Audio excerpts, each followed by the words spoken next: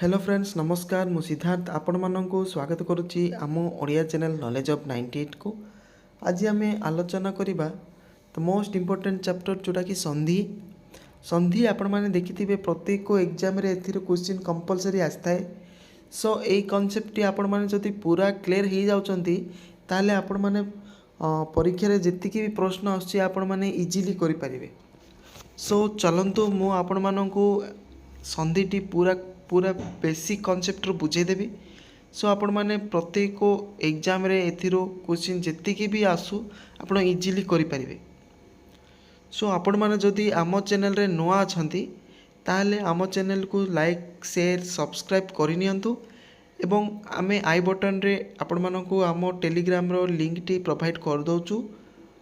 सेतिरे एहारो PDF T आमे पके देबु आपण माने सेथिरु डाउनलोड करि परिबे। बुझिले चलंतु क्लास टी को डेरी न करी स्टार्ट कर दबा। संधि आमे आज पढ़िबा कोन संधि देखंतु एही को हिमालय हिमालय पर्वत भारत वर्षर उत्तर दिगरे अवस्थित। हिमालय पर्वत भारत वर्षर उत्तर दिगरे अवस्थित। गंगा नदी मध्य एही पर्वतरु निर्गित होई अछि। जगज्जनक कल्याण उद्देश्य से निरंतर दीर्घपथ अतिक्रम करी बही चली। यही पर्वत ब्रह्मर्षि तथा देवर्षि मानकर तपस्या स्थली अटे। देखो मु जेतिकी भी अंडरलाइन करिछि वर्ड गुड़ाक से गुड़ाक केमिति सृष्टि होइछि देखि नबा चलंतु। हिमालय हिमालय कौन देखंतु हिमालय दुईटी पद मिलन रे हिमालय सृष्टि होइछि। दुईटी पद देखंतु हिम गोटे पद आलय गोटे पद सेपरि निर्गत निर्गत भी दुईटी पद निर्मित होइछि। निहि युक्त गत जगज्जन देखंतु जगज्जन के ऊपर सृष्टि होइछि जगत युक्त जन जगज्जन। निरंतर निहि युक्त अंतर निरंतर। ब्रह्मर्षि देखंतु ब्रह्म युक्त ऋषि ब्रह्मर्षि। देव युक्त ऋषि देवर्षि। देखंतु मु जेतिकी भी अंडरलाइन करथिली सेटा प्रत्येक शब्द दुईटी पदर मिलन रे हेछि।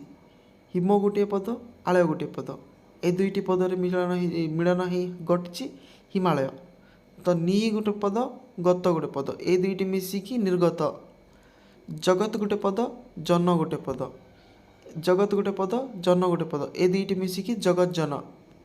सेपरि निहि गोटे पद अंतर गोटे पद ए दुईटी पद को मिलन रे निरंतर सृष्टि होइछि।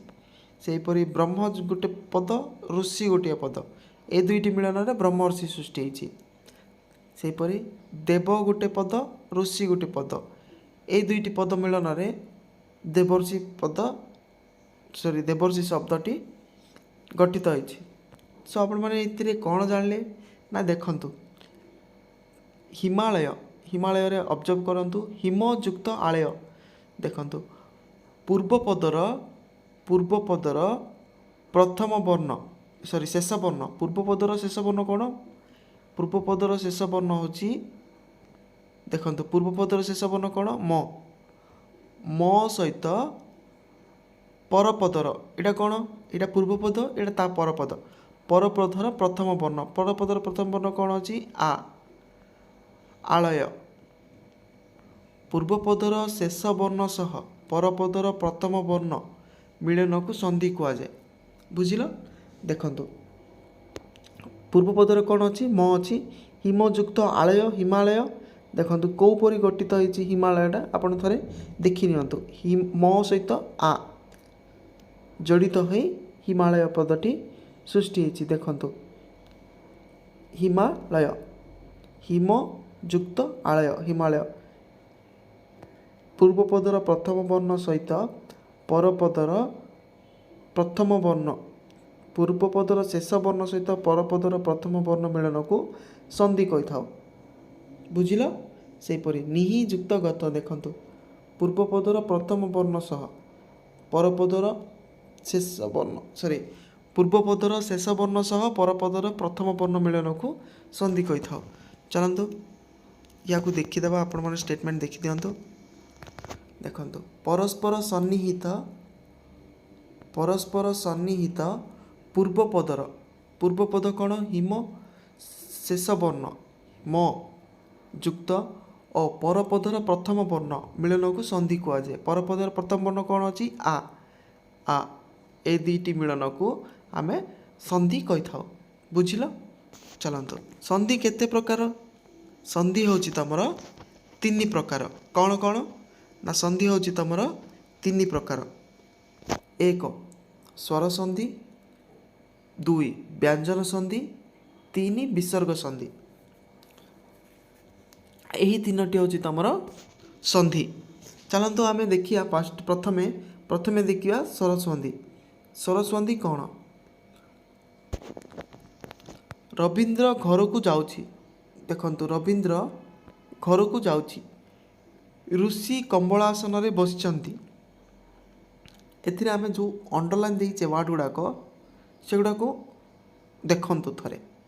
କମ୍ବଳାସନ କ'ଣ? ଦେଖନ୍ତୁ, କମ୍ବଳ ଯୁକ୍ତ ଆସନ, ଏ 2ଟି ପଦର ମିଳନରେ ଆପଣମାନଙ୍କର କମ୍ବଳାସନ ସୃଷ୍ଟି ହେଉଛି। କମ୍ବଳାସନ ଶବ୍ଦଟି ସୃଷ୍ଟି ହେଉଛି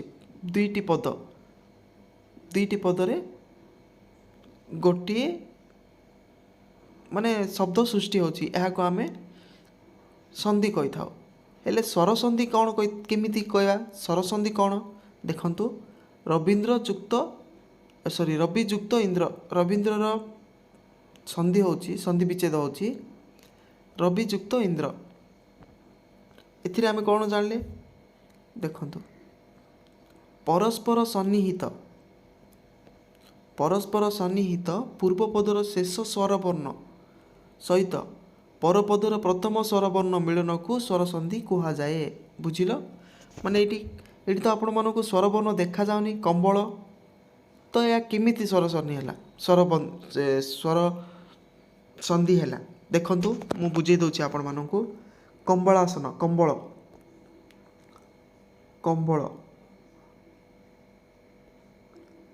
ଏଇଠି ତ ଅଛି ବ୍ୟଞ୍ଜନ ବର୍ଣ୍ଣ। ତ ଆପଣମାନଙ୍କୁ ଏଥିରେ କହିଛି କି ପାଇଁ କି ଆପଣମାନେ ସ୍ୱରବର୍ଣ୍ଣ ସହିତ ସ୍ୱରବର୍ଣ୍ଣ ମିଳନକୁ ସ୍ୱର ସନ୍ଧି କୁହାଯାଏ। କ'ଣ ପାଇଁ କହିଛି ଦେଖନ୍ତୁ, ମୁଁ ଆପଣଙ୍କୁ ବୁଝେଇ ଦେଉଛି। ଅଳର ସନ୍ଧି ବିଚ୍ଛେଦ ହେଲା ଅଲ୍ ଯୁକ୍ତ ଅ। ବୁଝିଲ? ଓଟା ହେଉଛି ତୁମର, ଏଥିରେ ସ୍ୱରବର୍ଣ୍ଣ ଅଛି ଆପଣମାନଙ୍କର ଅ ଯୁକ୍ତ ଆ। ସ୍ୱରବର୍ଣ୍ଣ ସହିତ ସ୍ୱରବର୍ଣ୍ଣ ପ୍ରଥମ ପଦର ସ୍ୱରବର୍ଣ୍ଣ ସହିତ ପୂର୍ବପଦର ସ୍ୱରବର୍ଣ୍ଣ ଶେଷ ସ୍ୱରବର୍ଣ୍ଣ ସହିତ ପରପଦର ପ୍ରଥମ ସ୍ୱରବର୍ଣ୍ଣ ମିଳନକୁ ସ୍ୱର ସନ୍ଧି କୁହାଯାଏ। ବୁଝିଲ? ଦେଖନ୍ତୁ,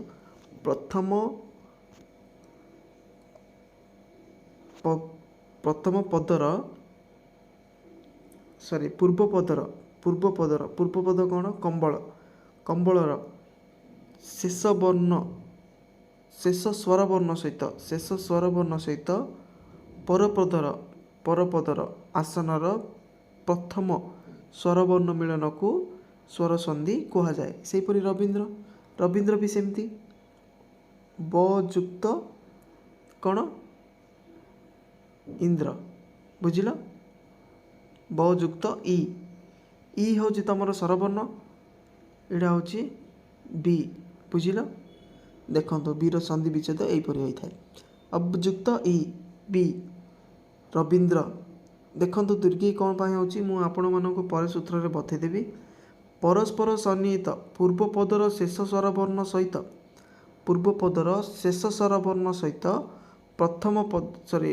ପରପଦର ପ୍ରଥମ ସ୍ୱରବର୍ଣ୍ଣ ଇ ଅଛି। ପ୍ରଥମ ସ୍ୱରବର୍ଣ୍ଣ ପୂର୍ବପଦର ପ୍ରଥମ ସ୍ୱରବର୍ଣ୍ଣ ସହିତ ପରପଦର ପ୍ରଥମ ସ୍ୱରବର୍ଣ୍ଣକୁ ସ୍ୱର ସନ୍ଧି କୁହାଯାଏ। ଏହା କିପରି ହୋଇଥାଏ? ଇ ଦୀର୍ଘଇ, ଏହା ଆକାର ହିସାବରେ ପଡ଼ିଥାଏ, ପୂର୍ବପଦରେ ସଂଯୁକ୍ତ ହୋଇଯାଇଥାଏ। ଦେଖ, चलतु आउ केतोटी सूत्र जाक देखीदेवा आम ये सूत्र गुड़ा मोस्ट इंपोर्टेंट सो युवा आपण मानक मन रखा पड़ो आपण यहाँ मन रखु आपण मानक अशुद्धिकरण आपण मानक इजी शब्दटी को देखिपारे जानीपारे कौ प्रकार हो आम देखा एवं अयुक्त अ इक्वल टू आ देखो यहाँ आपण मन मन रखा पड़ो अयुक्त ये सूत्र गुड़ाक मन रखु कहीं आपण मन एतिर ही क्वेश्चन पाइबे बुझल अयुक्त अ इक्वल टू आ देखु देव युक्त असुर देव बोटा केमती सृष्टि होची अबयुक्त अ इटा बर संधि विच्छेद देखु बयुक्त देवयुक्त असुर देवासुर आपण मानू कही अयुक्त अ इक्वल टू आ बुझिल ये देखो लिखाई अयुक्त अ इक्वल टू आ देवयुक्त असुर देवरे तो अ नाही तो मुझे संधि विच्छेद करदे देखु अयुक्त अ अच्छी देवरे अ अच्छी अयुक्त अ इक्वल टू आ माने देखु देवासुर कौपर हो देवयुक्त असुर इक्वल टू देवासुर पूर्वपदर शेष वर्ण शेष स्वर वर्ण सहित प्रथम पदर द्वितीय पदर प्रथम स्वर वर्ण मिलन को संधि कह जाए बुझिल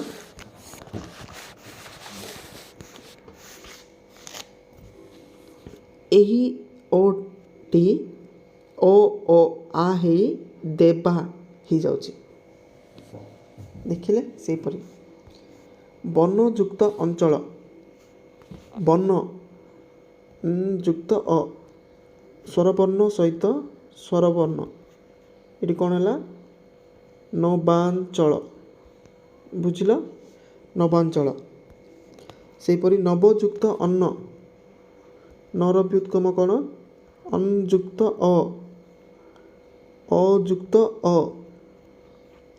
बुझिल अयुक्त अयुक्त अ कौन है आकार पड़ला आकारटी आम कौटी लिखा ये लिखा न बा हन्न नभान्न सेहीपरि ग्रामयुक्त अंचल ग्रामांचल तृणयुक्त अंकुर तृणांकुर श्वेत युक्त अंबर श्वेतांबर बुझिल कौ प्रकार होउछि आपण माने टिके ध्यान दियंतु एथिरे पूरा कंप्लीटली बुझे देबी मु आपण मानकु अयुक्त आ कौन आ एक कर व्युत्क्रम कौन कर व्युत्क्रम होछि अयुक्त अ ये स्वरवर्ण अच्छी कर तो आपण मन व्यंजन वर्ण दुसुची स्वरवर्ण कौटू आसला सो यार व्युत्क्रम होछि एटा अ प्रथम पदर शेष वर्ण कौन अच्छी अ स्वरवर्ण अच्छी आत्मा आत्मा रे प्रथम स्वरवर्ण कौन अच्छी आ तो अयुक्त आ बुझिल सेहीपरि सब हम आ यह कौन हम आ हम देखु एक युक्त आत्मा एकात्मा ए आटा यही करे आकार हिसाब से जोड़ी ये यही शब्द रे देखु एकात्मा ए शब्द रे कौन है ना आटा करे जड़ित होइकी आकार हिसाब से होइकी तुमको गोटे शब्द सृष्टि होइची बुझिल देखु से चलतु शिवयुक्त आधार शिवाधार अनाथयुक्त आसन अनाथासन अनाथाश्रण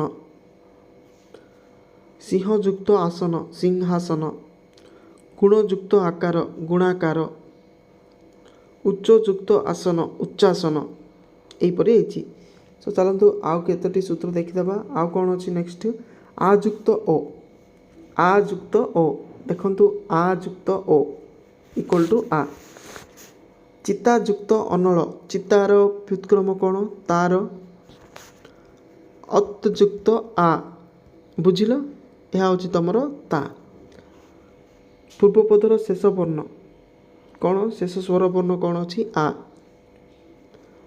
ଆ ଯୁକ୍ତ ଅନଳ। ଦେଖନ୍ତୁ ଚିତ୍ତାନଳ ଅଲରେଡ଼ି ଅଛି ଆକାର ତରେ, ସୋ ଲଗାଇବାର ଦରକାର ନାହିଁ। ଏ ଅଟିକୁ ଉଠେଇଦେବେ ବାସ୍, ଆପଣମାନଙ୍କର ଠିକ୍ ଉଚ୍ଚାରଣଟି ହେଇଗଲା ଚିତ୍ତାନଳ। ସେହିପରି ସୀତାଯୁକ୍ତ ଅଂଶୁ, ସୀତାଂଶୁ। ମହାଯୁକ୍ତ ଅନ୍ଧକାର, ମହାନ୍ଧକାର। କ୍ଷୁଧାଯୁକ୍ତ ଅଭାବ, କ୍ଷୁଧାଭବ। ଦୁର୍ଗାଯୁକ୍ତ ଅଷ୍ଟମୀ, ଦୁର୍ଗାଷ୍ଟମୀ। ବୁଝିଲ? ଦେଖନ୍ତୁ ଆପଣମାନଙ୍କୁ କିଛି ନାହିଁ, ଆ ଯୁକ୍ତ ଅ ଇକ୍ୱାଲ୍ ଟୁ ଆ। ଆପଣମାନଙ୍କୁ ଏଇସବୁ ମନେ ରଖିବାକୁ ପଡ଼ିବ। କେମିତି ମନେ ରଖିବେ? ଚାଲନ୍ତୁ ମୁଁ ଏ ଭିଡ଼ିଓର ଶେଷରେ ଆପଣମାନଙ୍କୁ ଏହାର କେମିତି ମନେ ରଖିବେ ମୁଁ ବୁଝେଇଦେବି ଆପଣମାନଙ୍କୁ। ହେଲା, ଚାଲନ୍ତୁ ନେକ୍ସଟ ଯିବା। ନେକ୍ସଟ ଅଛି କ'ଣ? ଆ ଯୁକ୍ତ ଆ ଇକ୍ୱାଲ୍ ଟୁ ଆ। ଦେଖନ୍ତୁ ସୁଧା। ଧାର ବ୍ୟୁତ୍କ୍ରମ କ'ଣ? ଅଦ୍ଯୁକ୍ତ ଆ। ଦେଖିଲେ ଆ କେଉଁପରି ଭାବରେ ଆସୁଛି? ଦେଖନ୍ତୁ ଆ ଯୁକ୍ତ ଆ କ'ଣ? ଆ ଯୁକ୍ତ ଆ। ଆ ମାନେ ଏଇ ଆ ପଡ଼ିବନି, ଆକାର ହିସାବରେ ପଡ଼ିବ ଆପଣମାନଙ୍କୁ ଆକାର। ବୁଝିଲ? ହଉ ଚାଲ। ସୁଧାଯୁକ୍ତ ଆକାର, ସୁଧାକାର। ଗଧାଯୁକ୍ତ ଆଗଧ, ଗଧାଘାତ। ମହାଯୁକ୍ତ ଆକାଶ, ମହାକାଶ। ସଦାଯୁକ୍ତ ଆନନ୍ଦ, ସଦାନନ୍ଦ। ଦେବତାଯୁକ୍ତ ଆଳୟ, ଦେବତାଳୟ। ବିଦ୍ୟାଯୁକ୍ତ ଆରମ୍ଭ, ବିଦ୍ୟାରମ୍ଭ। ବୁଝିଲ? ଏଥିରୁ ଆମେ କ'ଣ ଜାଣିଲେ? ଏଥିରୁ ଆମକୁ ଜଣାପଡ଼ିଲା ଯେ ଓ ବା ଆ ପରେ ଓ ବା ଆ ଥିଲେ ଦୁହେଁ ମିଶି ଆ ହିଁ ହୁଅନ୍ତି। ଦେଖନ୍ତୁ ଆପଣ ଆମେ ଯେତିକି ବି କନସେପ୍ଟ ନେଇଛେ ତାହିଁରେ ଲାଷ୍ଟକୁ ଆ ହିଁ ଆସୁଛି। ସୋ ଆପଣମାନେ କ'ଣ ଜାଣିଲେ ନା ଓ ବା ଆ ପରେ ଓ ବା ଆ ଥିଲେ ଦୁହେଁ ମିଶି ଆ ହୁଅନ୍ତି। ଏହି ଆ କିପରି ଲେଖାଯାଉଛି? ଏହି ଆଟି ତମର ଆକାର ହିସାବରେ ଲେଖାଯାଉଛି। ଏଇଟା କେଉଁଠି ପଡ଼ୁଛି ଦେଖନ୍ତୁ। ଏହା ହେଉଛି ଏହି ଆକାର ହୋଇ ପୂର୍ବପଦର ପୂର୍ବବର୍ଣ୍ଣ ସହିତ ସଂଯୁକ୍ତ ହୋଇଯାଉଛି। ବୁଝିଲ? ପୂର୍ବବର୍ଣ୍ଣ ସହିତ ସଂଯୁକ୍ତ ହୋଇଯାଉଛି। ଦେଖନ୍ତୁ ଏଇଟା ପୂର୍ବବର୍ଣ୍ଣ ଧରେ ସଂଯୁକ୍ତ ହୋଇଯାଇଛି। ଏଇଟା ତ ଆକାର ଅଛି, ଏଇଠି ଆପଣ ଜାଣିପାରିବେନି। ଦେଖନ୍ତୁ ଫର ଏକ୍ଜାମ୍ପଲ୍ ଏଇଠି କେଉଁଠି, ଏଇଠି ନାହିଁ, ଏଇଠି ଦେଖନ୍ତୁ ଏକ ଯୁକ୍ତ ଆତ୍ମା, ଏକ ଯୁକ୍ତ ଆତ୍ମା ହେଲା। ଏକ ଯୁକ୍ତ ଆତ୍ମା, ଏକାତ୍ମା। ଏକ ଅଛି ଏଇଠି ମିଶି ହେଇଯାଉଛି କା ମା। ବୁଝିଲ? ଏହିପରି ହେଉଛି। ଚାଲ ଯିବା ନେକ୍ସଟ ଅଛି ତମର ଦୁଇରେ ଅଛି ଇ ଯୁକ୍ତ ଇ। ଇ ଯୁକ୍ତ ଇ ମିଶି କ'ଣ ହେଉଛି? ଇ ଯତି। ତୀର ବ୍ୟୁତ୍କ୍ରମ କ'ଣ? ଅତ୍ ଯୁକ୍ତ ଇ। ହେଲା, ଏଇଠି ତ ପ୍ରଥମ ଇ ଅଛି। ସୋ ଇ ଯୁକ୍ତ ଇ କ'ଣ ହେଉଛି? ଦୀର୍ଘ ହେଉଛି।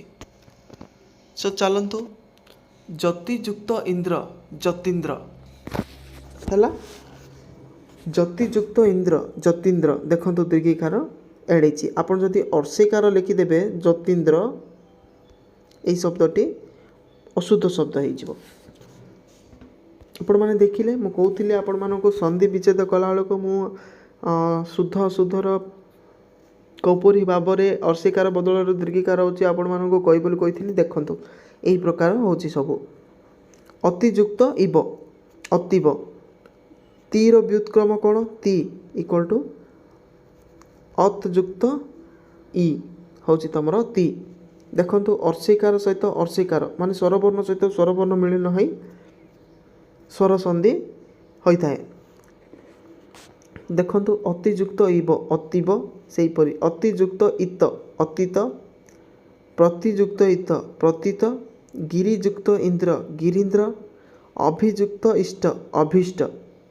ଦେଖନ୍ତୁ ପ୍ରତ୍ୟେକ ୱାର୍ଡ଼ରେ ଦୀର୍ଘିକାର ହିଁ ଲାଗିଛି। ଆପଣ ଯଦି ଏହା ବଦଳରେ ଅର୍ଷିକାର ଲେଖିଦେବେ ତାହେଲେ ଏଗୁଡ଼ାକ ଅଶୁଦ୍ଧ ଶବ୍ଦ ହେଇଯିବ। ଇ ଯୁକ୍ତ ଦୀର୍ଘଇ ଅର୍ଷେଇ ଯୁକ୍ତ ଦୀର୍ଘଇ ଇକ୍ୱାଲ୍ ଟୁ ଦୀର୍ଘଇ ହିଁ ହୋଇଥାଏ। ଚାଲନ୍ତୁ ପରିଯୁକ୍ତ ଇକ୍ଷା ପରୀକ୍ଷା ଏ ର କେମିତି ହେଉଛି ମୁଁ ଆପଣମାନଙ୍କୁ ପୁଣି ଥରେ କହିଦେଉଛି। ରି କେମିତି ହେଉଛି ରି ହେଉଛି ଅର୍ ଯୁକ୍ତ ଇ ହର୍ଷେଇ ବୁଝିଲ। ଏଇଟା ରି ଆପଣମାନଙ୍କୁ ତ ବ୍ୟଞ୍ଜନ ବର୍ଣ୍ଣ ଦିଶୁଛି ମୁଁ କହୁଛି ତୁମକୁ ସ୍ୱରବର୍ଣ୍ଣ ସେଇଟା କେମିତି ହେବ ତ ଏହି ପ୍ରକାର ସ୍ୱରବର୍ଣ୍ଣ ହେଉଛି ସେଗୁଡ଼ାକ ବୁଝିଲ।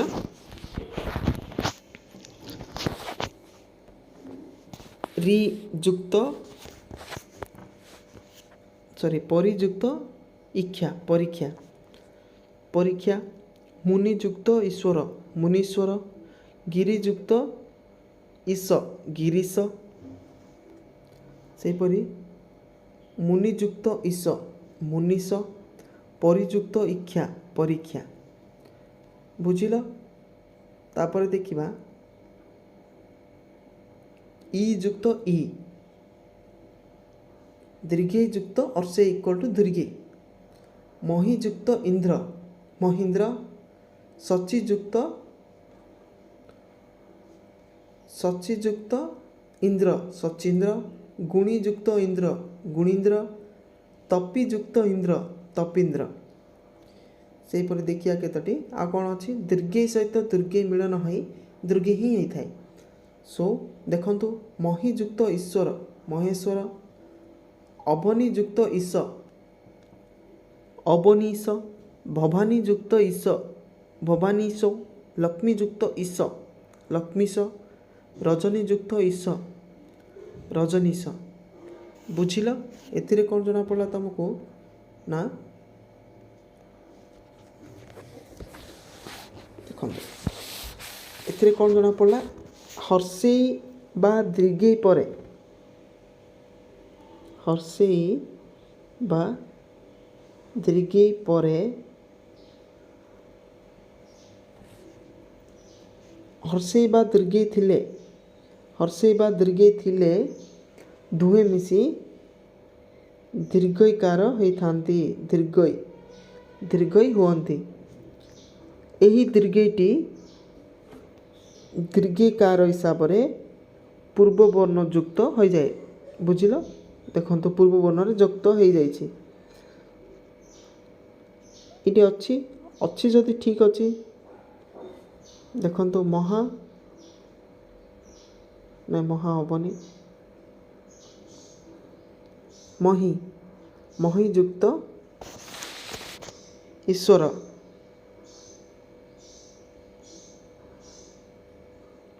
କ'ଣ ହେଲା ମହୀଶ୍ୱର ବୁଝିଲ। ମହି ଯୁକ୍ତ ଈଶ୍ୱର ମହୀଶ୍ୱର ଏହିପରି ହେଉଛି ତୁମର। ସୋ ଆଜି ପାଇଁ ଏତିକି। ଆପଣମାନଙ୍କୁ ଯଦି ଏଇ କ୍ଲାସ୍ଟି ଭଲ ଲାଗୁଛି ତାହେଲେ ଆପଣମାନେ ଏଇ କ୍ଲାସ୍ଟିକୁ ଲାଇକ୍ ସେୟାର ସବସ୍କ୍ରାଇବ୍ କରନ୍ତୁ ଏବଂ କମେଣ୍ଟ ବକ୍ସରେ କମେଣ୍ଟ କରିଦିଅନ୍ତୁ ଆପଣମାନଙ୍କୁ ଏଇ କ୍ଲାସ୍ଟି କେମିତି ଲାଗୁଛି। ସୋ ଜୟ ଜଗନ୍ନାଥ ଧନ୍ୟବାଦ ଥ୍ୟାଙ୍କ ୟୁ।